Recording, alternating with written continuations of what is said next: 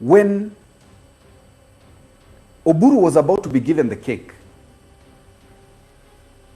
go and check that video. And those of us watching, the moment lasted 17 seconds, but it has now detonated into one of the most politically charged debates inside ODM party.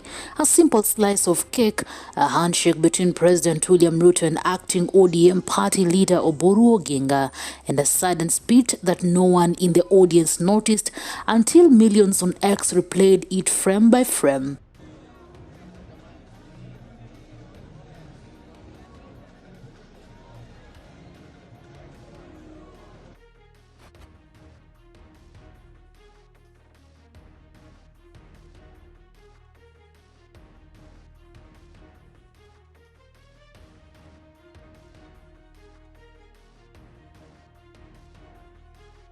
At ODM's 20th anniversary celebrations at Mama Ngina waterfront, barely a month after Raila Odinga's passing, Oburu casually lifted the cake to his mouth, took a bite, paused, then leaned slightly aside and discreetly spit it into his palm. Seconds before that, Winnie Odinga had leaned in, whispered urgently and swapped his utensils.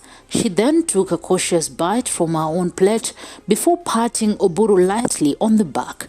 That sequence is now the heart of a political storm. On November 18th, 2025, Kitutu Church's South MP Anthony Kibagendi gave the moment an entirely new interpretation. Speaking on the Obina show, the outspoken ODM legislator claimed the spit was not accidental, but symbolic of ODM's current state of anxiety. He said, quote, "Winnie Odinga ran quickly and told Oburu Oginga something and he spit the cake because there is an extreme deficit of trust kwa Ruto." The remark, captured across several viral clips on X, immediately reframed the incident into a broader commentary about ODM's uneasy cooperation with Ruto's Kenya Kwanza government. But also we saw a lot of things happen during that dinner, including you guys cutting cake and having cake. And people not swallowing the cake. and I want you to learn to listen and to see with the third eye. When Oburu was about to be given the cake, go and check that video. And those of us watching, check out that video. When Oburu was just about to be given a piece of cake, Winnie Odinga quickly rushed and told him something very fast, and she also reached for a fork so that she can take for herself. That is why Oburu was given na akatema. Ya keki ilikuwa ni kubwa. Okay. The cake was too big. Okay. Unajua mdomo ya Oburu ni ndogo. Keki kama ni kubwa unakula hivi, unabakisha hapa, hiyo ingine mbona unatema? Mkono iko busy. That is what. Naangalia Winnie vile behave. Alimwambia kitu very fast, she reached for the fork, akataka kujichukulia yake, akapewa na akajifanya nakula na hakuikula. Trust. There is an extreme deficit of trust kwa hii serikali na William Ruto. He needs to know that. Unasikia kitu inaitwa deficit of trust. Okay. Yes. Kibagendi has built a brand around confronting what he calls political manipulation, and this time he presented the cake moment as a reflection of a coalition he believes has lost direction.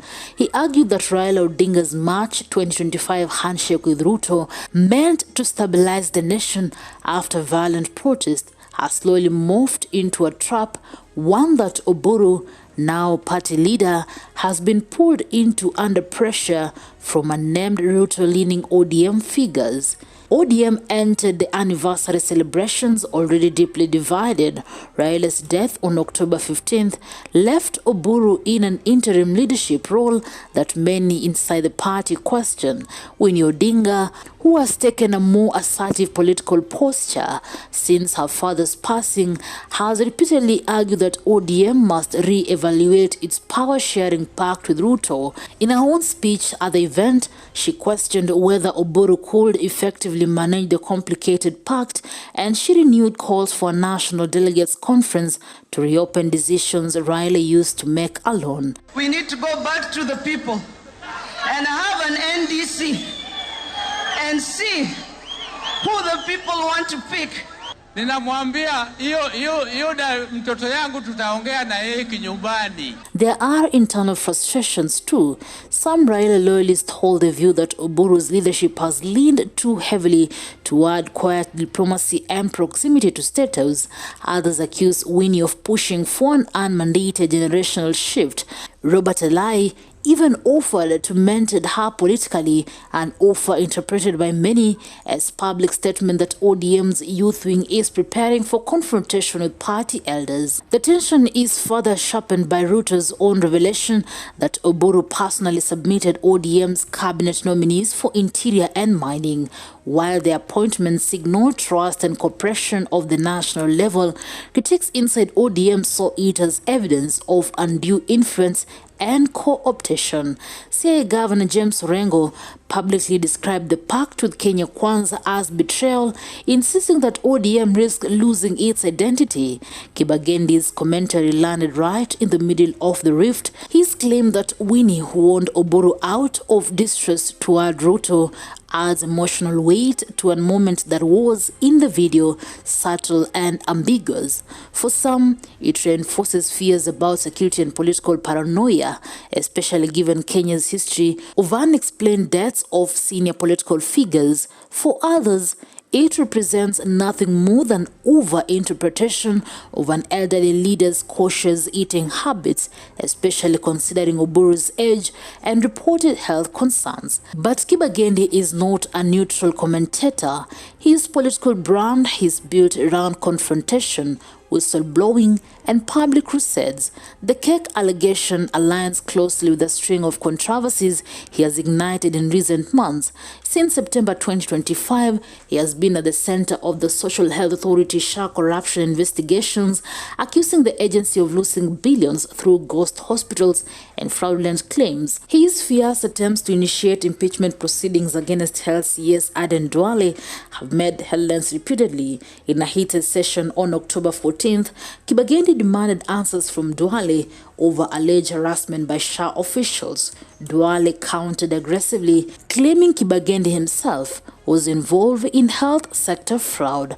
The exchange erupted into a shouting match, with Kibagendi responding, quote, "You and your friends are stealing. We are not your children," before he was ejected from the committee room. You have been out of order.